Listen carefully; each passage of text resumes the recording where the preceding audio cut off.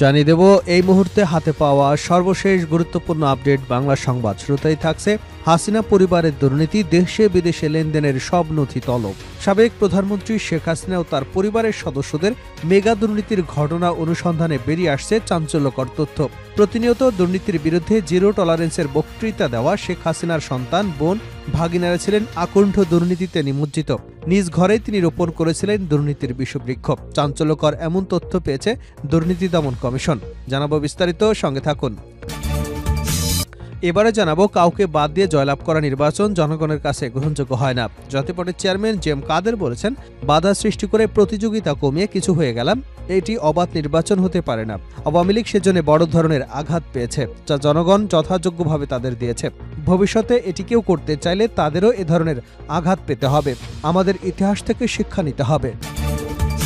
জানাবো, হাসিনাকে ফেরত আনতে পারলে বিচারটা ভালো হবে। চিফ প্রসিকিউটর মোহাম্মদ তাজুল ইসলাম বলেছেন, মানবতা বিরোধী অপরাধের অভিযোগে গ্রেপ্তারি পরোয়ানাভুক্ত সাবেক প্রধানমন্ত্রী শেখ হাসিনাকে সরকার যদি ফেরত আনতে পারে তাহলে বিচারটা ভালোভাবে করা সম্ভব হবে। এদিকে রেলের বর্তমান অবস্থার কারণ জানালেন উপদেষ্টা ফাউজুল কবির। রেলপথ উপদেষ্টা ফাউজুল কবির খান বলেন, অপব্যয় হচ্ছে রেলের বর্তমান অবস্থার কারণে। মঙ্গলবার ঢাকা খুলনা রুটে ট্রেন চলাচলের উদ্বোধন করে তিনি এসব কথা বলেন। উদ্বোধনকালে উপদেষ্টা বলেন, আমাদের ব্যয় আশপাশের দেশের তুলনায় অনেক বেশি, খরচ কমাতে হবে, রেলের আয় দিয়েই একে চলতে হবে। আমাদের ব্যয় সাশ্রয়ী হতে হবে। রেলের বর্তমান অবস্থার কারণ অপব্যয়, তাই যেখানে যাত্রী বেশি হবে সেখানেই রেল থামবে।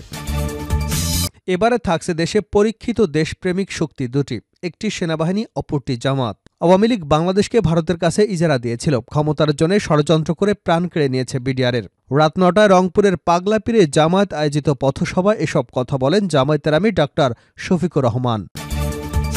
এবং সর্বশেষ জানাবো আন্তর্জাতিক সংবাদ। ইসরায়েলে হামলা অব্যাহত রাখার অঙ্গীকার ব্যক্ত করেছে ইয়েমেনের যোদ্ধারা। তারা বলেছে, ইসরায়েলের অভিযানের ঘোষণায় যোদ্ধারা ভীত নয়। মঙ্গলবার আল জাজিরার এক প্রতিবেদনে এ তথ্য জানানো হয়েছে।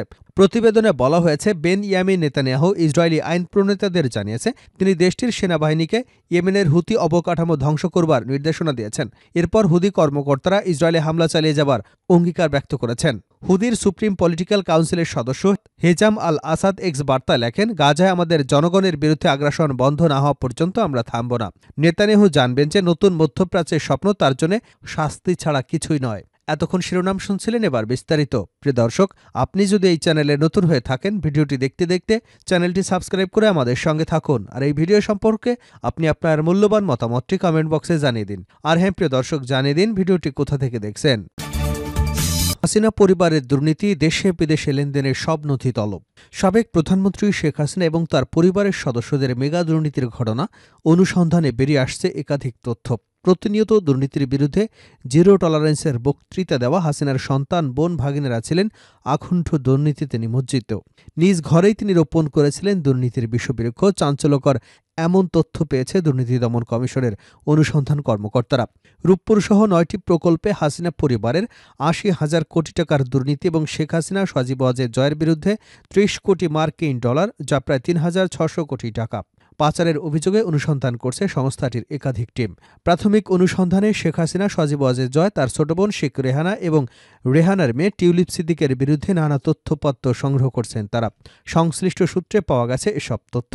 রোববার এ সংক্রান্ত প্রশ্নের জবাবে দুদক চেয়ারম্যান মোহাম্মদ আব্দুল মোমেন বলেন, এটা অনুসন্ধান পর্যায়ে রয়েছে। অনেক ঘটনাই সত্য, অনেক তথ্যপত্র এসেছে। সুনির্দিষ্টভাবে তথ্যপত্র আসার পর এ বিষয়ে বিস্তারিত জানানো হবে। জানা গেছে, দুদকের কাছে অভিযোগ রয়েছে রূপপুর পারমাণবিক বিদ্যুৎ প্রকল্পের দুর্নীতির মাধ্যমে অতিরিক্ত খরচ দেখিয়ে প্রকল্প থেকে ১২.৬৫ বিলিয়ন মার্কিন ডলারের মধ্যে ৫ বিলিয়ন আত্মসাৎ করেছে। সাবেক প্রধানমন্ত্রী শেখ হাসিনা, তার ছেলে সজীব ওয়াজেদ জয় এবং শেখ রেহানার মেয়ে টিউলিপ সিদ্দিক পরস্পর যোগসাজশে এ দুর্নীতি সংঘটিত করেছে। হাতিয়ে নেওয়া অর্থ মালয়েশিয়ার বিভিন্ন অফশোর ব্যাংক অ্যাকাউন্টের মাধ্যমে পাচার করেছেন তারা। প্রাথমিক অনুসন্ধানে দুদকের প্রাপ্ত তথ্যে জানা গেছে, টিউলিপ সিদ্দিকের চাচা তারিক আহমেদ সিদ্দিকী ছিলেন প্রধানমন্ত্রী শেখ হাসিনার নিরাপত্তা উপদেষ্টা। তার স্ত্রী মেয়ে প্রচ্ছায়া লিমিটেড নামে একটি ভুয়া কোম্পানির অংশীদার। এই কোম্পানি এবং আরেকটি বিতর্কিত কোম্পানি ডেস্টিনি গ্রুপের মাধ্যমে প্রায় $900 মিলিয়ন যুক্তরাজ্য সহ বিভিন্ন দেশে পাচার করা হয়েছে। এই অর্থ দিয়ে যুক্তরাজ্যে জোমানা ইনভেস্টমেন্ট অ্যান্ড প্রপার্টিজ লিমিটেড নামে কোম্পানি খোলা হয়েছে। আরও জানা গেছে, রাশিয়ার কাছ থেকে 400 কোটি পাউন্ড ঘুষ নেবার অভিযোগে যুক্তরাজ্যে লেবার পার্টির মন্ত্রী টিউলিপ সিদ্দিককে জিজ্ঞাসাবাদ করবার যে খবর গণমাধ্যমে প্রকাশিত হয়েছে, সে সম্পর্কে তথ্যপাত্র সংগ্রহ করছে দুদক। রোববার রাতে লন্ডনে টিউলিপের কার্যালয়ে যান ব্রিটিশ মন্ত্রিসভার ন্যায় এবং নৈতিকতা বিষয়ক বিভাগের সদস্যরা। দুদক জানতে পেরেছে 2014 সালে যুক্তরাষ্ট্র বনাম রিজভী আহমেদ মামলায় সজীব ওয়াজেদ জয়ের নাম প্রথমবার অর্থ পাচারে সন্দেহভাজন হিসেবে উঠে আসে। পরে মার্কিন গোয়েন্দা সংস্থার তদন্তে জয়ের জড়িত থাকার প্রমাণও পাওয়া যায়। তদন্তে উঠে এসেছে হংকং, কেমেন আইল্যান্ডের বিভিন্ন অফশোর অ্যাকাউন্ট থেকে যুক্তরাষ্ট্রের ওয়াশিংটন, নিউ ইয়র্ক এবং যুক্তরাজ্যের লন্ডনে অর্থ স্থানান্তরিত করা হয়। মার্কিন বিচার বিভাগের সিনিয়র অ্যাটর্নি লিন্ডা স্যামুয়েলস এবং স্পেশাল এজেন্ট লা প্রেভেট $300 মিলিয়ন বাংলাদেশ থেকে যুক্তরাষ্ট্রে স্থানান্তরের প্রমাণ পেয়েছেন। জানা গেছে, দুদকের বিশেষ অনুসন্ধান দল নির্বাচন কমিশন, পাসপোর্ট বিভাগ থেকে হাসিনা পরিবারের সদস্যদের পরিচয় সংক্রান্ত নথি সংগ্রহ করেছে। এরপর এসব নথি তথ্য উল্লেখ করে বাংলাদেশ ফিনান্সিয়াল ইন্টেলিজেন্স ইউনিটের কাছে সংশ্লিষ্ট ব্যক্তিদের বিদেশি ব্যাংক অ্যাকাউন্টে নথি এবং বিবরণ চেয়ে চিঠি পাঠানো হয়েছে। কাউকে বাদ দিয়ে জয়লাভ করা নির্বাচন জনগণের কাছে গ্রহণযোগ্য হয় না, জেএম কাদের। জাতীয় পার্টির চেয়ারম্যান জেএম কাদের বলেছেন, বাধা সৃষ্টি করে প্রতিযোগিতা কমিয়ে আমি কিছু হয়ে গেলাম, এটা অবাধ নির্বাচন হতে পারে না। আওয়ামী লীগ সেজন্য বড় ধরনের আঘাত পেয়েছে, যা জনগণ যথাযোগ্যভাবে তা দিয়েছে। ভবিষ্যতে কেউ এটি করতে চাইলে তারাও এই ধরনের আঘাতপ্রাপ্ত হবে। আমাদের ইতিহাস থেকে শিক্ষা নেওয়া উচিত। সোমবার রাত 9টায় নগরীর সেনপাড়ায় স্কাইভিউ বাসভবনে তিনি সাংবাদিকদের এসব কথা বলেন। জেএম কাদের বলেন, দেশে বিএনপি এবং আওয়ামী লীগের ভোটার সংখ্যা সবচেয়ে বেশি। এ দুটি দলের একটি দল নির্বাচনের বাইরে থাকলে তা অন্তর্ভুক্তিমূলক নির্বাচন হবে না। সেই নির্বাচনে জনগণের মতামতের সঠিক প্রতিফলন আসবে না। এই বাস্তবতা মেনে নিয়ে আমাদের নির্বাচনে আসতে হবে। কাউকে বাদ দিয়ে সহজে জয়লাভ করা নির্বাচন জনগণের কাছে গ্রহণযোগ্য হয় না। জাতীয় পার্টির চেয়ারম্যান বলেন, অবাধ নির্বাচন তাকেই বলা যাবে যেটি ভোটাররা অবাধে ভোট দিতে পারবেন এবং প্রার্থীরা বাধাহীনভাবে নির্বাচনে দাঁড়াতে পারবেন। নির্বাচন আমরাও চাচ্ছি, কিন্তু নির্বাচনে লেভেল প্লেয়িং ফিল্ড থাকতে হবে। বর্তমানে আমাদের বিচ্ছিন্নভাবে সভা সমাবেশ করতে দেওয়া হচ্ছে না। সাংবিধানিক অধিকার অনেক ক্ষেত্রে আমরা পাচ্ছি না। আমাদের স্বাধীনভাবে চলাচল করতে দেওয়া হচ্ছে না। এই লেভেল প্লেয়িং ফিল্ড ছাড়া যে উদ্দেশ্য নির্বাচন দেওয়া হচ্ছে তা লক্ষ্য পূরণ করবে না। তিনি আরও বলেন, তত্ত্বাবধায়ক সরকার ব্যবস্থা প্রচলন করা হয়েছিল হুসেইন মোহাম্মদ এরশাদের আমলে। সরকার থেকে দল বের হবে, এই দল নির্বাচন করলে তখন লেভেল প্লেয়িং ফিল্ড থাকে না। এর জন্য তত্ত্বাবধায়ক সরকার হয়েছিল, যেন নিরপেক্ষভাবে নির্বাচন করা সম্ভব হয়। এখন যদি ওনারা রাষ্ট্রীয় পৃষ্ঠপোষকতায় দল করেন, তবে লেভেল প্লেয়িং ফিল্ডের বেসিক কনসেপ্ট ব্যাহত হবে। সেই সঙ্গে আইনশৃঙ্খলা বাহিনী যদি কোনো দলের লোক হয় এবং আওয়ামী লীগের আমলে যা হয়েছে সেটিরই যদি পুনরাবৃত্তি ঘটে, তবে সেই নির্বাচন গ্রহণযোগ্য হবে না। হাসিনাকে ফেরত আনতে পারলে বিচারটা ভালো হবে, তাজুল ইসলাম। চিফ প্রসিকিউটর মোহাম্মদ তাজুল ইসলাম বলেন, মানবতা বিরোধী অপরাধের অভিযোগে গ্রেপ্তারি পরোয়ানাভুক্ত সাবেক প্রধানমন্ত্রী শেখ হাসিনাকে সরকার যদি ফেরত আনতে পারে, তাহলে বিচারটা ভালোভাবে করা সম্ভব হবে। মঙ্গলবার শেখ হাসিনাকে ফেরত পাঠাতে ভারতের কাছে সরকারের আনুষ্ঠানিক চিঠি পাঠানোর বিষয়ে অভিমত জানতে চাইলে চিফ প্রসিকিউটর সাংবাদিকদের কথা বলেন। তিনি বলেন, আমাদের রিকোয়েস্টের ভিত্তিতেই রাষ্ট্র এ বিষয়ে ব্যবস্থা নিয়েছে। রাষ্ট্রের কাজ করেছে। তাকে ফেরত পাওয়ার জন্য কূটনৈতিক চ্যানেলে চেষ্টা করা হচ্ছে। সরকার যদি তাকে ফেরত আনতে পারে, তাহলে বিচারটা আরও ভালোভাবে করা সম্ভব হবে।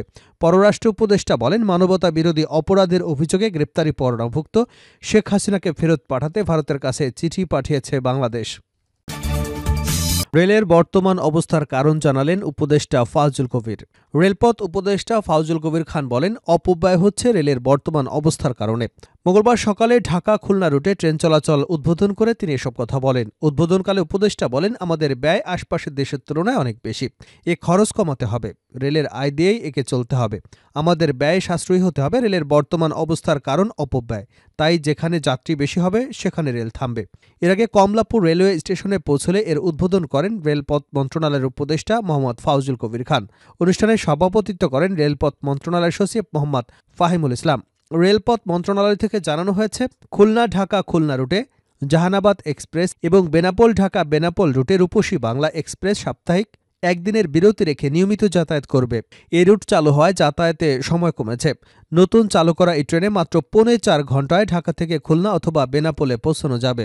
অথচ বর্তমানে ট্রেনে ঢাকা থেকে টাঙ্গাইল ঈশ্বরদী হয়ে খুলনা যেতে সময় লাগে 9 ঘন্টা 30 মিনিট এবং রাজবাড়ী হয়ে বেনাপোল যেতে সময় লাগে 7 ঘন্টা 35 মিনিট।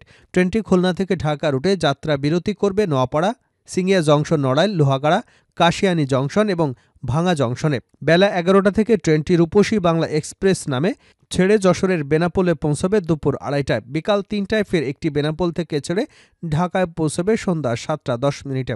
রাত 8টায় ট্রেনটি জাহানাবাদ এক্সপ্রেসে নেমে আবার ঢাকা থেকে যাত্রা করে খুলনায় পৌঁছবে রাত 11টা40 মিনিটে। জানা গেছে, প্রথম দিন খুলনা থেকে 553 জন যাত্রী নিয়ে ছেড়ে যায় ট্রেনটি।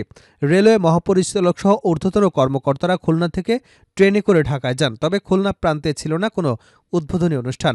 বাংলাদেশ রেলের মহাপরিচালক মোহাম্মদ আফজাল হোসেন জানান, বিদেশ থেকে ট্রেনে নতুন ইঞ্জিন এবং বগি আনা হচ্ছে। 6 মাস পর এই রুটে নতুন আরও ট্রেন যুক্ত করবার পরিকল্পনা রয়েছে। খুলনা ঢাকা রুটে ট্রেনের ভাড়া শোভন চেয়ার 445 টাকা, স্নিগ্ধা 740 টাকা, এসি সিট 885 টাকা এবং এসি বাত 1330 টাকা। ভাড়া একটু কমালে এবং ট্রেনের সংখ্যা বাড়ালে এই রুটে যাত্রা আরও জনপ্রিয়তা পাবে বলে মনে করছেন যাত্রীরা। সপ্তাহে সোমবার ব্যতীত 6 দিনই চলবে জাহানাবাদ এক্সপ্রেস এবং রূপসী বাংলা এক্সপ্রেস ট্রেন। 12টি বগি নিয়ে ট্রেনের সিট রাখা হয়েছে 768টি।